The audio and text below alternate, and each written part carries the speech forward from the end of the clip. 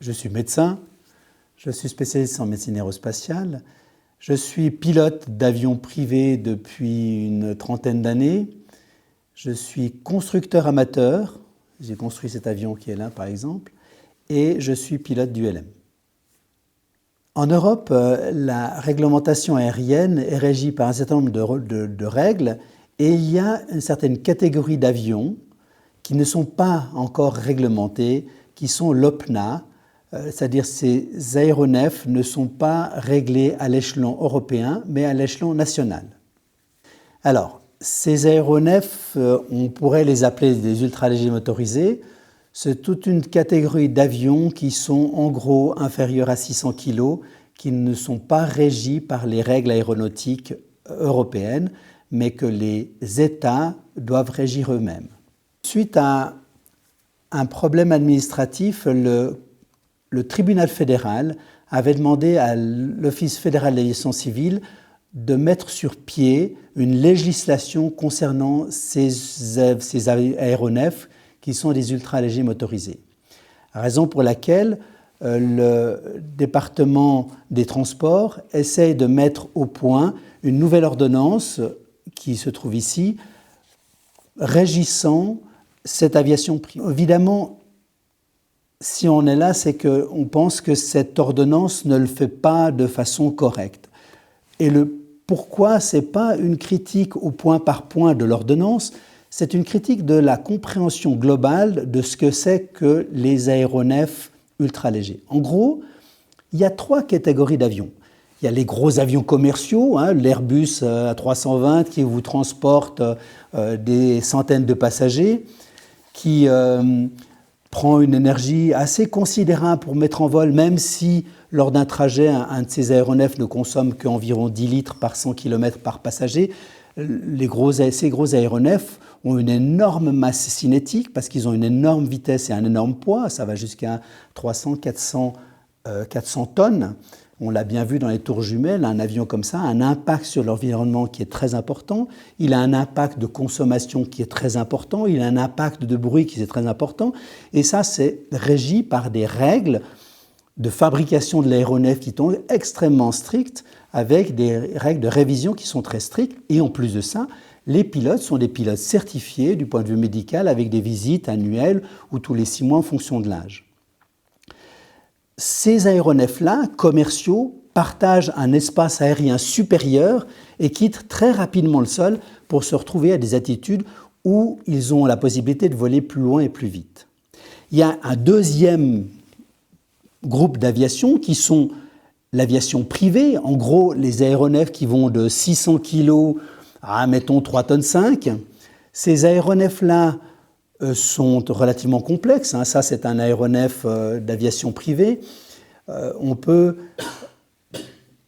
dire que ce sont des aéronefs qui sont contrôlés aussi du point de vue technique par des pièces qui sont contrôlées, qui ont des durées de vie, etc.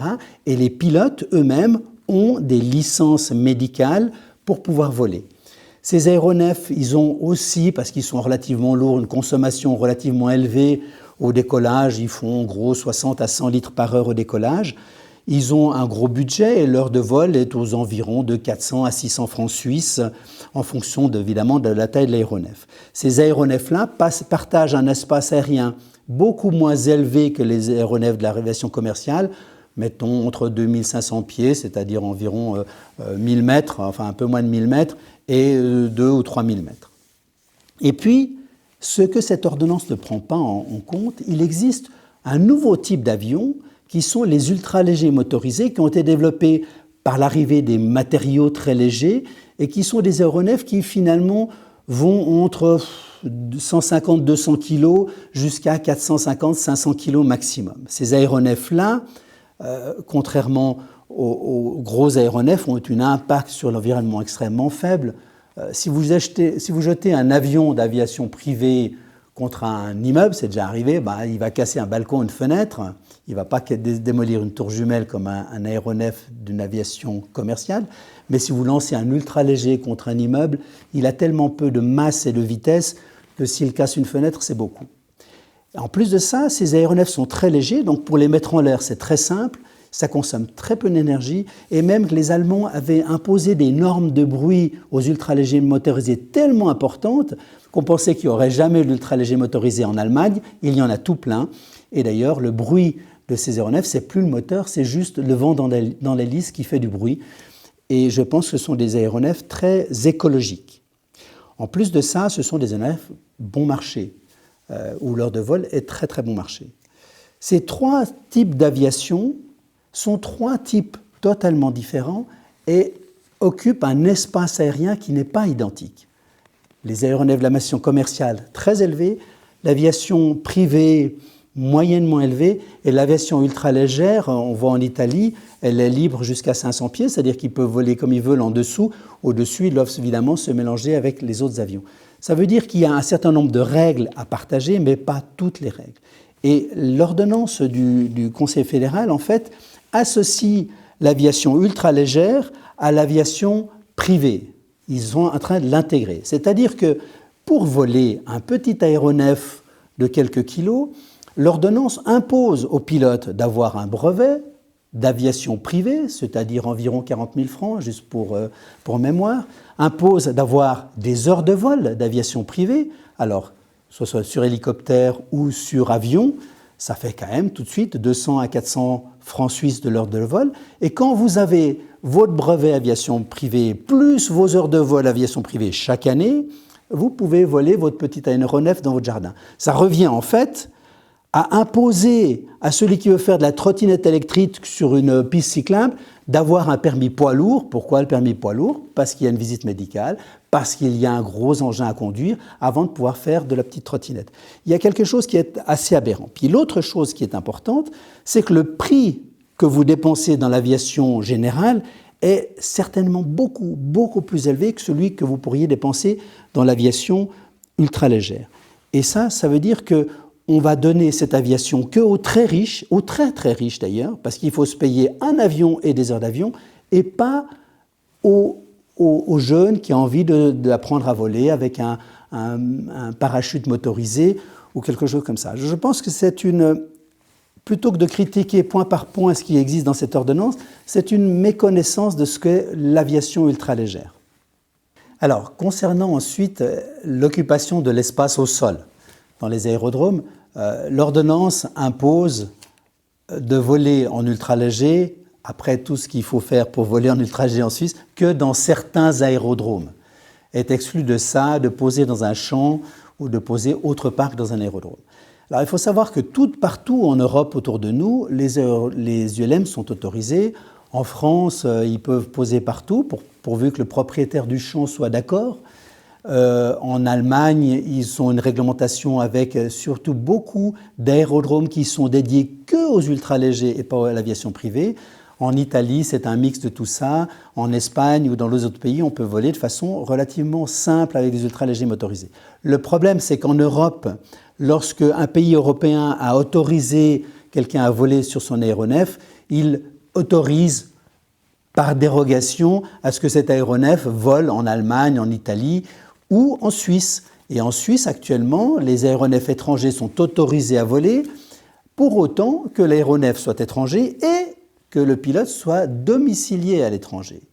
Alors, l'ordonnance voudrait que tous les Suisses qui habitent en Suisse n'ont pas le droit de voler un aéronef étranger en Suisse sans licence suisse. Donc cette ordonnance, en fait, va s'imposer aux Suisses et créer une certaine discrimination vis-à-vis du pilote, mettons, français qui vient voler dans la région lausannoise avec un aéronef français qui a une certification déclarative, donc il dit que son aéronef est en bon état, qu'il n'a pas de visite médicale, il dit qu'il est en bonne santé, et il viendrait voler en Suisse de façon libre, alors que le Suisse même ne pourrait pas voler en Suisse.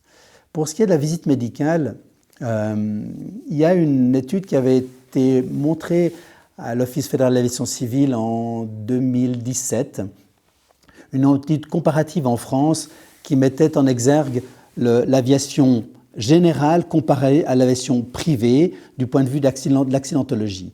L'accidentologie est à peu près la même. On a pour l'aviation générale environ 4 morts pour 100 000 heures de vol.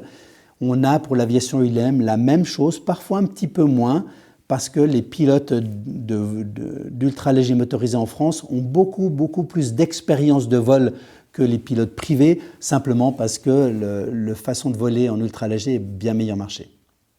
On peut dire qu'en Suisse, il y a encore 2 petites complications pour voler en ultra-léger motorisé. D'abord, en Suisse, on parle français, allemand, italien et romanche.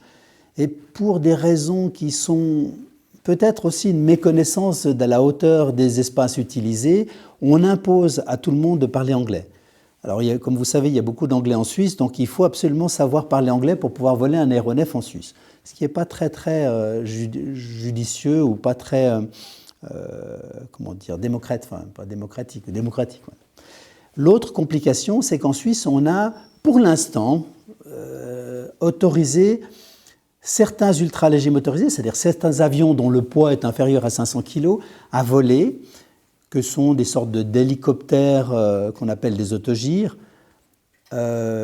des aéronefs qui ressemblent à des aéronefs normaux, des sortes de pipers, mais qui sont tellement légers qu'ils passent dans la catégorie ultra-légère. Il y a évidemment des petits hélicoptères extrêmement légers qui peuvent voler aussi. On a exclu actuellement en Suisse les ailes delta à moteur. Ces ailes delta à moteur, elles peuvent voler que si le moteur est électrique. Alors, là aussi, c'est un peu une méconnaissance de ce que sont les ultra-légers motorisés. En France, pour prendre l'exemple en France où on vole en ultra-léger motorisé depuis de très nombreuses années, le plus accidentogène de ces ultra-légers motorisés est l'autogyre. Les pendulaires, c'est-à-dire ces ailes delta avec un petit moteur, eux ont très peu de bruit, très peu d'accidents, sont très peu dangereux. Même s'ils paraissent fragiles, ce sont des ULM très robustes. Or, ils sont interdits en Suisse, ils seraient autorisés que électriquement. D'ailleurs, j'ai vu aussi, pour l'électrique, qui veulent autoriser les hélicoptères électriques. C'est bien, c'est très bien certainement, si ce n'est que ça n'existe pas. Mais je pense qu'effectivement, il y a une sorte de discrimination ou surtout d'incompréhension de ce que c'est que l'ultra-léger motorisé.